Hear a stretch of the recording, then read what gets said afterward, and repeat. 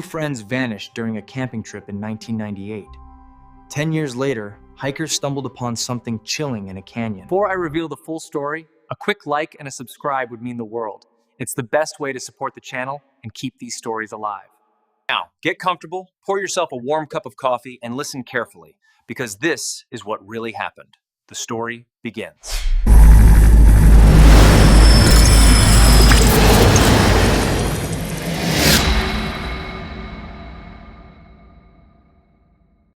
The summer of 1998 in eastern Oregon was less a season and more a crucible. A relentless heat hammered the land, baking the sagebrush until it surrendered a sharp, almost defiant herbal scent to the shimmering air. On the long, lonely ribbons of asphalt, the heat danced, distorting the horizon into mirages of shimmering water. From Mark Jensen and Kenny Evans, both 18 and poised on the precipice of adulthood, this oppressive warmth was a physical manifestation of their own untamed restlessness. High school, a tapestry of fading memories and hurried yearbook scribbles, was now firmly in the rearview mirror. The future stretched before them, an unwritten map, vast and daunting. Before Mark embarked on college and Kenny started his mechanic's apprenticeship, they yearned for one last, unadulterated taste of freedom. The plan, forged over lukewarm sodas in Mark's perpetually dusty garage, was a classic American rite of passage. A 5-day camping expedition deep into the Umatilla National Forest, into the very heart of the rugged Strawberry Mountain wilderness. Mark's vehicle, a venerable 1989 Ford Ranger, was more than just transportation. It was a character unto itself. Its pale blue paint, once vibrant, now peeled in weathered patches, and a permanent shroud of high desert dust clung to its dashboard. Yet its engine, a faithful workhorse, rumbled with dependable life, and its bed was generously sized to accommodate their provisions. A well-worn canvas tent, 2 synthetic sleeping bags, a pair of cheap spinning rods, and a cooler brimming with hot dogs, baked beans, and the fizzy promise of Dr. Pepper. As they meticulously loaded the last items, Mark's mother, Sarah Jensen, stood on the porch, her hands twisting a dish towel, her gaze fixed on her departing son.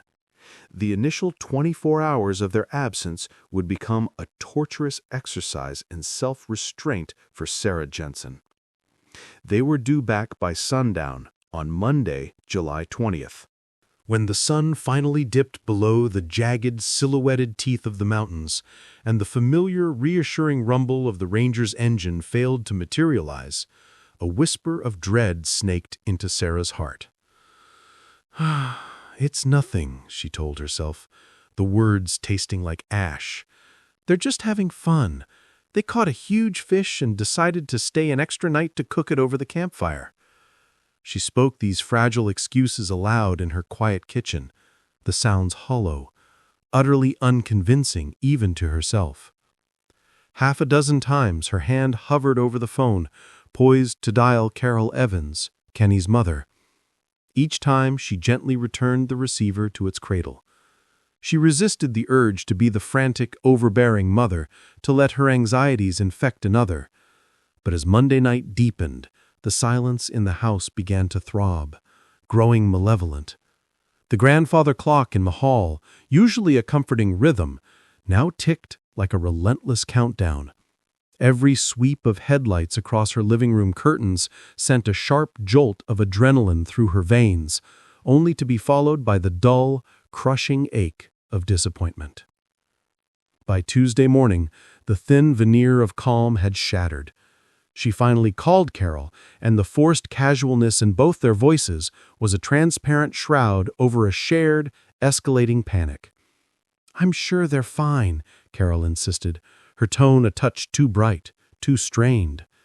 "You know how boys are. No sense of time." They spoke of the weather, of mundane groceries, of anything but the single, terrifying thought that consumed them both. They are lost. They are hurt. They are in trouble. By 4 p.m. on Tuesday, almost a full day after their expected return, Sarah could no longer rationalize the silence away. Her boys were resourceful, yes, but they were also responsible. They knew their families would be sick with worry. This was not like them. The icy premonition that had touched her when they left now returned, spreading through her entire body until her hands trembled uncontrollably. Her gaze fell upon the photograph on the mantelpiece. Mark and Kenny at graduation, arms slung over each other's shoulders, radiating youthful confidence. Deputy Alan Miller was at his desk, the scent of stale coffee clinging to the air, meticulously finishing paperwork from a grueling shift when the call from dispatch came through. The details Sarah Jensen provided were transferred onto a standard missing persons report, a pale yellow carbon copy form. To a seasoned officer like Miller, the information was frustratingly vague. 2 18-year-olds, a blue Ford Ranger, and a destination somewhere in the hundreds of thousands of acres that comprised the Strawberry Mountain Wilderness. 99 times out of 100, these situations resolved themselves. A flat tire, a wrong turn, a fleeting bout of youthful carelessness. But there was a quality to this report, a raw, almost visceral distress in the mother's voice that compelled him to flag it with a rare sense of urgency. He promised her they would dispatch a patrol unit at first light to begin checking the Forest Service access roads.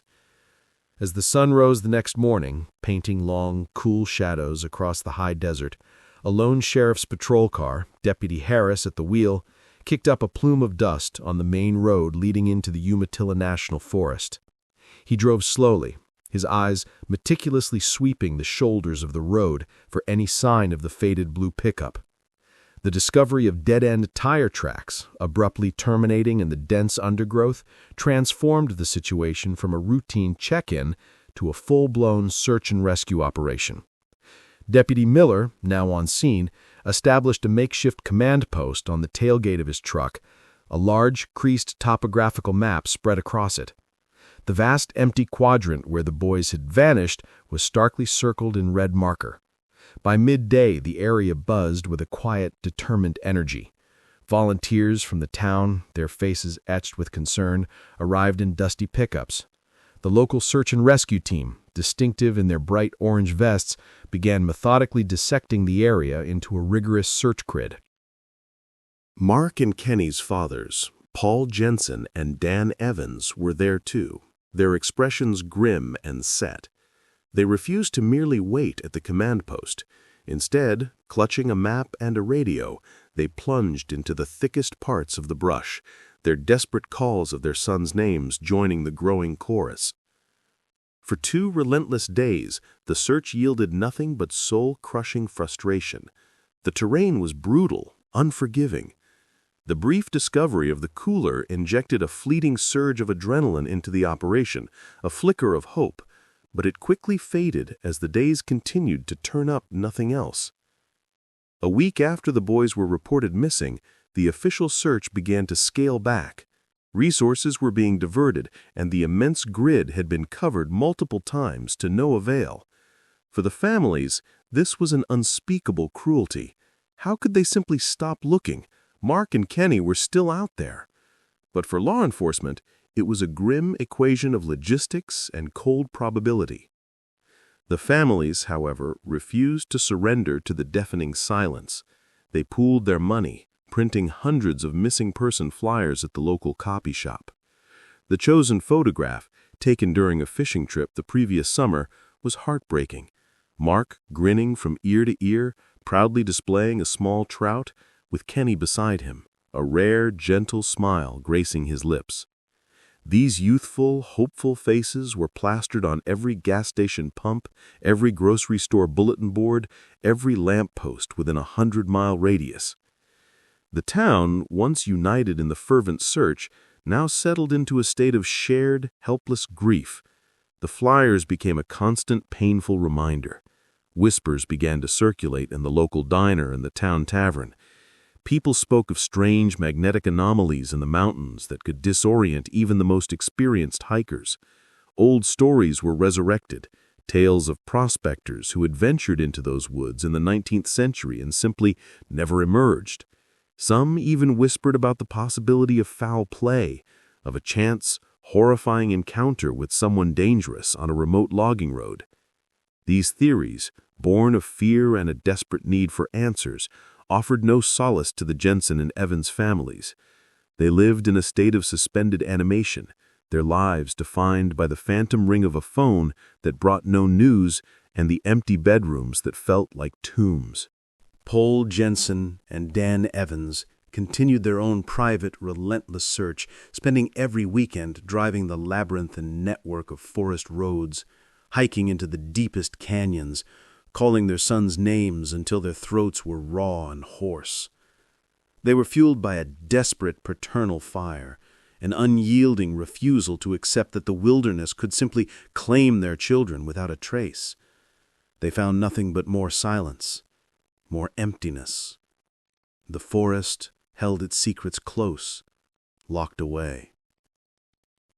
The official case file for Mark Jensen and Kenny Evans remained open, but it was moved from the active desk to a forgotten filing cabinet in the back room. It was now a cold case, a collection of brittle papers detailing a mystery that began where a set of tire tracks ended, a story with no middle and no end. As the scorching summer finally yielded to the crisp chill of autumn, the story of the missing boys became a permanent, somber fixture in the local consciousness. Then, in late September, nearly 2 months after Mark and Kenny had vanished, a deer hunter was tracking a buck through a dense, thorny thicket of wilderness, several miles from where the cooler had been discovered.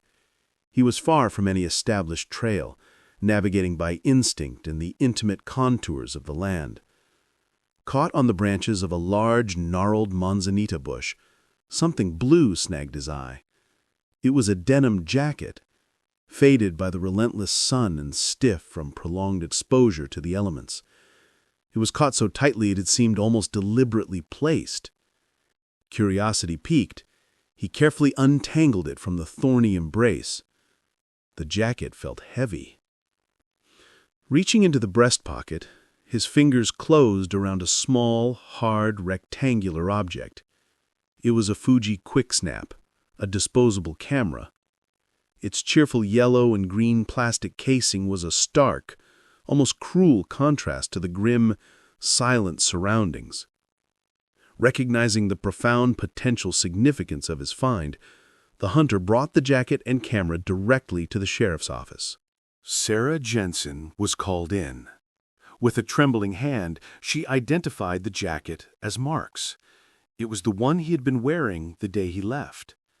The discovery sent a powerful jolt through the dormant investigation. Deputy Miller handled the camera as if it were a holy relic, a sacred key to a decade-old mystery. The department immediately sent the film to the best photo lab in the state with an urgent request for extreme care. The agonizing wait for the prints was almost unbearable for the families. When the envelope finally arrived, Miller carefully laid the 24 glossy Kodacolor prints out on his desk. The first 21 photos were heartbreakingly normal, a poignant chronicle of the boys' last adventure.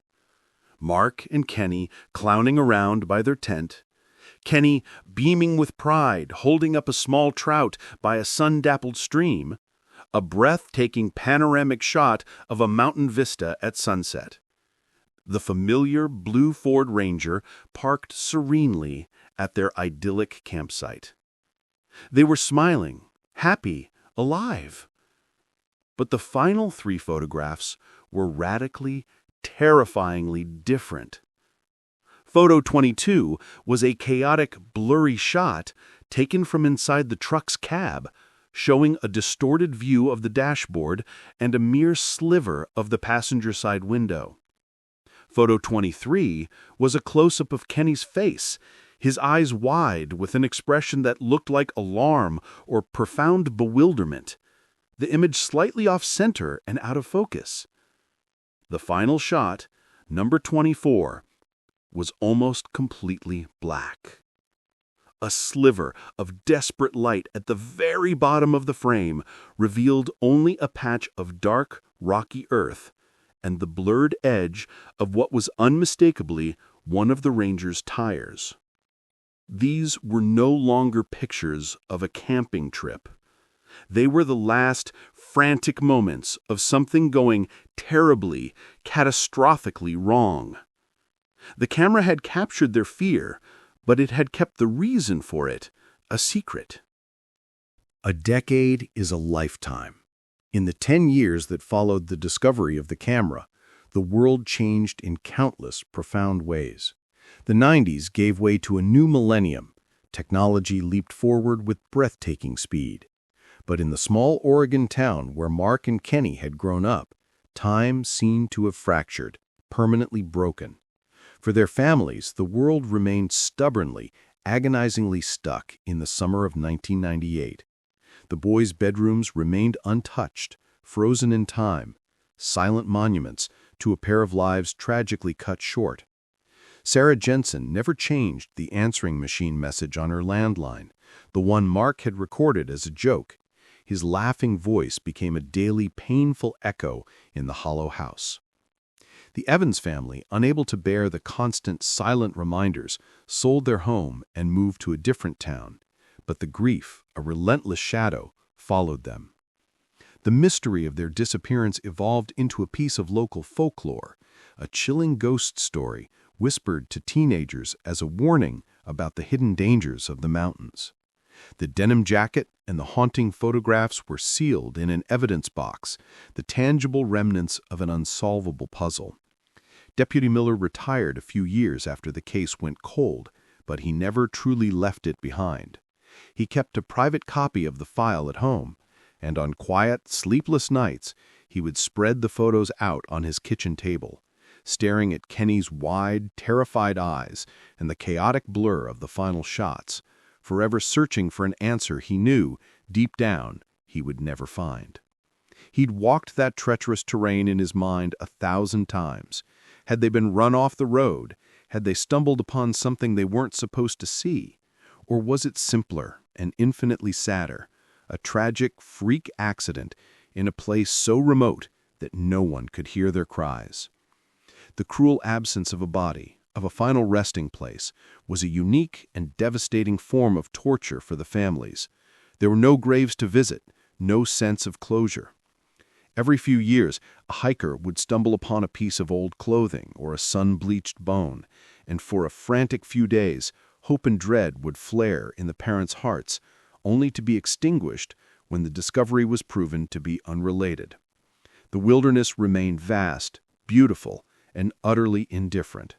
It had swallowed 2 sons, a blue Ford Ranger, and the truth of what happened that July day, and a decade of searching and grieving had failed to make it surrender its secrets. The silence was absolute. The winter of 2007 was one of the harshest on record in eastern Oregon, piling snow deep in the high country. It was followed by a spring that arrived with a furious, relentless speed.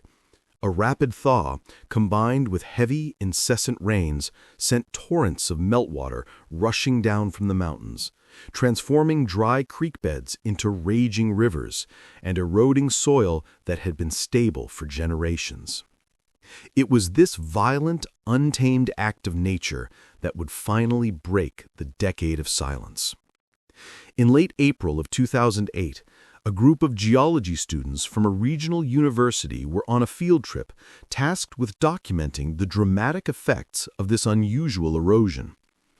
Their professor had led them to a remote, seldom visited canyon wash, a place known for its unique rock strata, now freshly exposed by the torrential spring runoff. The students fanned out, taking notes and photographs, the wash a chaotic landscape of newly revealed rock, uprooted trees, and deep, angry scars carved into the earth. One of the students, a young woman named Chloe, was clambering over a recent landslide, a massive heap of earth and rock that had clearly sloughed off the canyon wall, when she saw it. Sticking out from the mud and debris at a steep, unnatural angle was a piece of rusted metal. At first, she dismissed it as an old piece of mining equipment, common in these hills. But as she drew closer, a distinct shape emerged, the corner of a vehicle's roofline and a shattered, mud-caked windshield. She called out to her professor, her voice echoing eerily in the silent canyon. The group gathered around the strange discovery. Using their hands and a small rock hammer, they began to carefully clear away some of the packed earth. More of the vehicle was revealed: a fender, a hood, the unmistakable shape of a small pickup truck. The paint was almost entirely obliterated, replaced by a deep, uniform coat of rust. But in one protected spot, beneath a piece of trim, they could just make out a flake of its original color, a pale sky blue. The professor, who had lived in the region for 30 years, felt a cold chill snake down his spine. He remembered the old stories. He remembered the faded flyers. He knew, with a sudden, sickening certainty, what they had found. He pulled out his bulky early 2000s flip phone and, after hiking to higher ground to find a signal, made a call to the Grant County Sheriff's Office, reopening a case that had been dormant for 10 long, silent years. The news of the discovery sent a shockwave through the small community and the now modernized Sheriff's Department. A team was dispatched immediately, but the location was so remote and the terrain so treacherous that it took them hours to reach the canyon wash. The scene they found was somber and surreal. The Ford Ranger was entombed in the earth, positioned as if it had nose-dived violently into the canyon floor. The recovery operation was complex and delicate. A forensic team, armed with tools and techniques that hadn't been widely available in 1998, meticulously documented the site. They photographed every angle, took soil samples, and flagged every piece of potential evidence. The process of excavating the truck took 2 full days. Heavy equipment had to be carefully brought in, carving a temporary path to the wash. As they painstakingly pulled earth and rock away from the vehicle, the full extent of the damage was revealed. The cab was crushed, the frame bent, and the entire truck was packed solid with a decade's worth of silt and debris.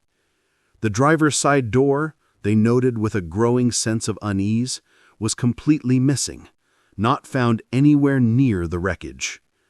Once the truck was stable, the forensic team began the grim task of clearing the interior. It was there, buried under layers of decomposed leaves and thick mud, that they found them. The skeletal remains of 2 individuals, still tragically situated in the passenger compartment. There was a quiet, professional finality to the discovery. The remains were carefully removed and transported to the state medical examiner's office. The truck itself was hauled out of the canyon on a flatbed, a rusted, skeletal ghost returning from its wilderness grave. Within a week, the inevitable confirmation arrived. A comparison of dental records provided a positive identification. The remains belonged to Mark Jensen and Kenny Evans. Deputy Miller, now long retired, received the call at his home. After he hung up, he sat in his worn armchair for a long time, staring out the window, the silence of his house mirroring the profound silence the mountains had kept for so long. The search, finally, was over. The hardest part, however, was just beginning. The official notification of the families, delivering the news they had both prayed for and dreaded for 3,580 days. The recovery of the truck and the boys answered the agonizing question of where, but it created an even more profound and haunting question: how? The official coroner's report was straightforward, concluding that the cause of death for both Mark and Kenny was massive blunt force trauma, consistent with the vehicle plunging into the canyon. But the report couldn't explain the circumstances. Investigators, utilizing advanced GPS and detailed geological maps, determined that the truck had gone over the edge of a bluff nearly a quarter-mile from the nearest discernible trail. To get there, the driver would have had to navigate through incredibly dense and rugged terrain. It made no sense as a simple accident, yet it seemed almost impossible to do intentionally. Theories circulated, desperate to fill the vacuum of facts. The most plausible one, pieced together by the retired Deputy Miller and the current sheriff, centered on those final, frantic photographs. They imagined a terrifying scenario. Perhaps a large animal, a bear or a cougar, had somehow gotten into the cab or charged the vehicle, causing Mark, who was almost certainly driving, to panic. In a desperate, adrenaline-fueled attempt to escape, he could have floored the accelerator, driving blindly through the treacherous brush until he plunged over the unseen edge of the bluff. This could explain the blurry photos, Kenny's look of alarm, and the truck's impossible, desolate location. The missing driver's side door added another layer of chilling mystery. Was it violently ripped off during the catastrophic crash? Or did Mark, in a final desperate act, try to bail out, attempting to save himself, or perhaps reach for something to stop their terrifying descent? The funerals were held on a bright, cool day in May. The entire town came to pay their respects, to mourn the two boys who would forever be 18. Sarah, Carol, and the fathers finally had graves to visit, a physical place to focus their raw, enduring grief. But there was no true closure. The full, terrifying story was buried with their sons. The Ford Ranger, picked clean by investigators, sat in an evidence lot, its rusted frame a silent, poignant testament to a final, terrifying moment. The wilderness, having finally relinquished its dead, offered no further confessions. It remained, as it always had, beautiful, indifferent, and stubbornly secretive. The story of Mark Jensen and Kenny Evans ended not with a definitive answer, but with a permanent, chilling echo. A stark reminder that some questions are never meant to be answered, and that the most frightening mysteries are the ones that leave just enough tantalizing clues to let you imagine the truth, forever haunting the edges of your mind. Thanks for watching. We'll uncover the next mystery together in the next Vanished Story.